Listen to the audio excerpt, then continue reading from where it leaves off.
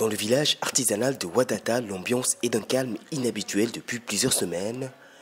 Et pourtant, des échoppes débordent d'œuvres d'art de toutes sortes, des bijoux, tissus et statuettes qui attendent depuis plusieurs mois de trouver acquéreur. La crise mondiale due au coronavirus, puis la menace terroriste qui plane sur le Niger ont fini de décourager les nombreux touristes qui venaient ici chaque année. Juste ces deux ou trois personnes que tu vois aussi, tu les parles, ils ne te regardent même pas.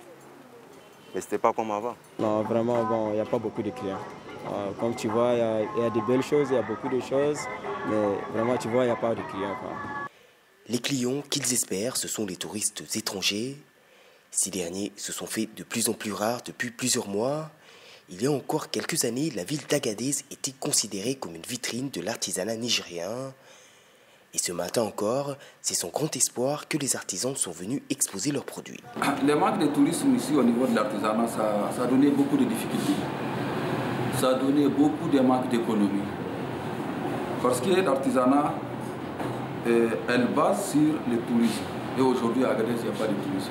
Le secteur hôtelier a lui aussi été fortement impacté. Dans cet établissement de la capitale, le personnel est à pied d'œuvre pour les rares clients. Avec la réouverture des frontières du pays, l'hôtel 4 étoiles a dû s'adapter pour attirer des touristes encore hésitants. Durant la fermeture, nous en avons profité pour faire des travaux de rénovation et mettre en place un protocole d'hygiène sanitaire. Pour l'aspect sécuritaire, évidemment, oui, nous ne l'avons pas laissé en rade, ça continue toujours. Les bagages sont scannés, nous avons des détecteurs de métaux aussi et il y a des agents de sécurité ainsi que la police présents dans l'hôtel.